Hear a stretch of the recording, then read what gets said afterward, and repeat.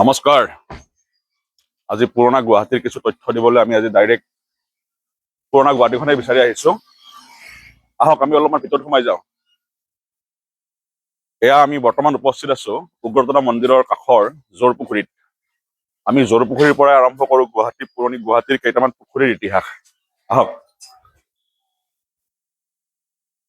1900 আমি বৰ্তমান উপস্থিত আছো এইটো জোৰপুখুৰীৰ পাৰত। আৰু জোৰপুখুৰীৰ ইতিহাসটো আমি আৰম্ভ কৰো যে 1720 চনত যেতিয়া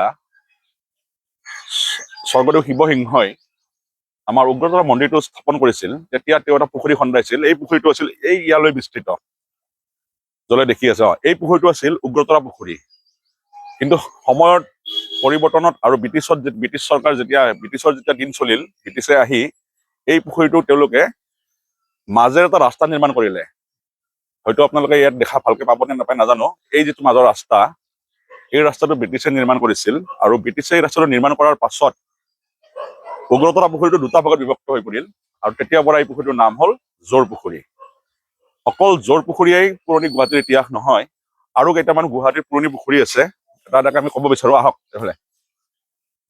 তাৰ মাজত পুৰণি গুৱাহাটীৰ আমি যদি পুখুৰী বিচাৰো, এটা অন্যতম পুখুৰী হৈছে দীঘলী পুখুৰী।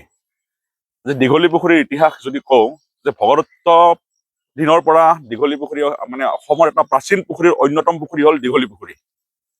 বহুতে হয়তো নাজানে যে দীঘলী পুখুৰীটো এটা সময়ত হয়তো এটা পোটাশ্ৰয় আছিল। পোটাশ্ৰয় মানে নদীৰ, মানে আমাৰ যিটো নৌকা যুদ্ধ হয়, এটা বিৰাট পজিটিভ পইণ্ট আছিল সেই দীঘলী পুখুৰীৰ জেগাখিনি।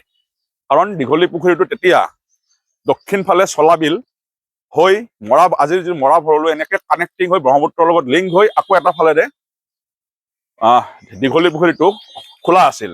আৰু যেতিয়া তাৰ দুই পাৰ বন্ধোৱা হ'ল, উত্তৰ দক্ষিণ পাৰটো ব্লক কৰা হ'ল, তাৰ পাছতহে এই পুখুৰীটোৰ নাম হৈ পৰিল দীঘলী পুখুৰী। আৰু মানে এটা পুখুৰীত পৰিণত হ'ল দীঘলী পুখুৰীটো। তাৰ আগলৈকে কিন্তু ইতিহাস আখ্যান মতে এইটো খোলা আছিল কমপ্লিটলি, ব্ৰহ্মপুত্ৰৰ লগত দুইফালে লিংক। ইয়াৰ পাছত আৰু এটা যদি পুৰণি পুখুৰীৰ কথা কওঁ আমি, শিলপুখুৰী। শিলপুখুৰীৰ নাম আছিল নকুনীয়া পুখুৰী। নকুনীয়া পুখুৰী ৰাজেশ্বৰ সিংহৰ দিনত তৰুণ দুৱৰা বৰফুকনে 1753 চনত খন্দাইছিল। আৰু শিলপুখুৰীত নকুনীয়া পুখুৰী এইকাৰণে নাম আছিল যে সেই সময়ত নৱগ্ৰহ মন্দিৰো হয়তো স্থাপন কৰা হৈছিল। আৰু নৱগ্ৰহ মন্দিৰৰ 9টা গ্ৰহত হোৱা যি পানী, সেই পানী 9টা পাত আহি 10 পইচাৰ আকৃতিত আছিল শিলপুখুৰীটো আগতে। নকুনীয়া পুখুৰী বুলি কৈছে সেইকাৰণে। আগত পুৰণা যি 10 পইচা থাকে সেই আকৃতিত আছিল। আৰু তাত সেই পানীটো আহি যে পৰিছিল, 9টা গ্ৰহত হোৱা পানী আহি শিলপুখুৰীত, নকুনীয়া পুখুৰীত পাৰত পৰিছিল 9টা কোণত। গতিকে সেই কাৰণে নাম আছিল সেই পুখুৰীটোৰ নকুনীয়া পুখুৰী। পিছত এই পুখুৰীটোৰ নাম সলনি কৰি কিবা কিবি কাৰণত শিলালিপি পোৱা হৈছিল, বৰতপ পোৱা হৈছিল। সেইবিলাক এতিয়াও গুৱাহাটীৰ মিউজিয়ামত সংৰক্ষিত হৈ আছে। তাৰ পাছতে নামটো হৈছিল শিলপুখুৰী।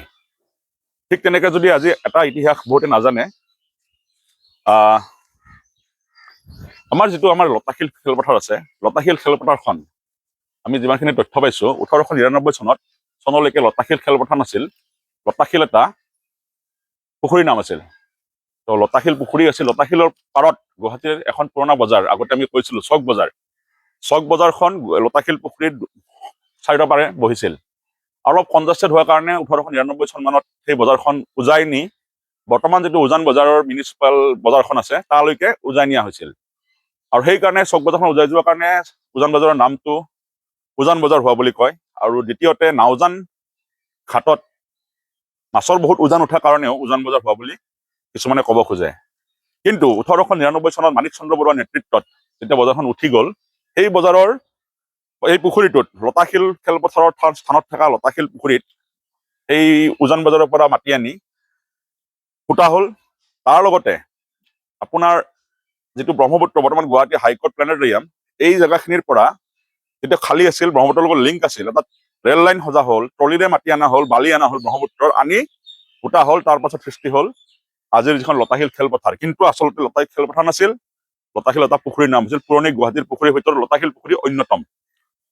ঠিক তেনেকে যদি আৰু আমি পুখুৰীৰ কথা কওঁ, তেনেহ'লে এতিয়া বৰ্তমান নাই, কিন্তু এটা পল্টন পুখুৰী বুলিও পুখুৰীৰ তথ্য পোৱা যায়। যেনেকে নাগপুতা পুখুৰীটো আছে, তেনেকে এটা পল্টন পুখুৰী বুলি পুখুৰীৰ তথ্য পোৱা যায়। যিটো পল্টন পুখুৰীৰ হয়তো আজি য'ত অগ্নিনিৰ্বাপক বাহিনীৰ কাৰ্যালয় আছে, নতুবা বেংগলী হাইস্কুল আৰু ASTC আস্থান মানে অফিচ এই তাৰ মাজত স্থানটো সম্পৰ্কে ডিমত আছে। কিন্তু সেই স্থানত এটা পুখুৰী আছিল, গুৱাহাটীৰ অন্যতম পুৰণি পুখুৰী, ইয়াৰ নাম আছিল পল্টন পুখুৰী। আৰু কমাৰপট্টি এৰিয়াটো এটা সেনেকুৱা পুখুৰী থকা, কমাৰ পুখুৰী বুলি পুখুৰী থকা জনা যায়। এটা মজিন্দাৰ পুখুৰী বুলি এতিয়াও DC বাংলৰ কাষত হয়তো সেইটো আছে, অৱস্থান হয়, সেইটো পোতা হোৱা নাই। বাকী পুৰণি গুৱাহাটীৰ পুখুৰীৰ কথা ক'লে এইবিলাক পুখুৰীয়ে অন্যতম। গতিকে তথ্যখিনি আপোনালোকলৈ আগবঢ়ালো। যদি ভাল পায়, কিবা ভুল ভ্ৰান্তি হ'লেও ক্ষমা কৰিব, শুধৰাই দিব। কিন্তু নিজে মানে আমি পঢ়ি আকৌ এবাৰ কওঁ যে এইখিনি কৰোঁতে পুৰণি কুমুদেশ্বৰ হাজৰিকাদেৱৰ পুৰণি ইতিহাসৰ চাহ পোহৰত পুৰণি গুৱাহাটী, ঠিক তেনেকৈ আৰু আনুষংগিক বহুখিনি কিতাপৰ পৰা লোৱা তথ্যৰ ওপৰত ভিত্তি কৰি আমি কথাখিনি কৈছো। তাৰ মাজতে কওঁতে কিবা ভুল ভ্ৰান্তি হ'লেও মোক ক্ষমা কৰি দিব। যদি কিবা থাকে কমেণ্ট বক্সত শুধৰণি কৰি দিব। ধন্যবাদ।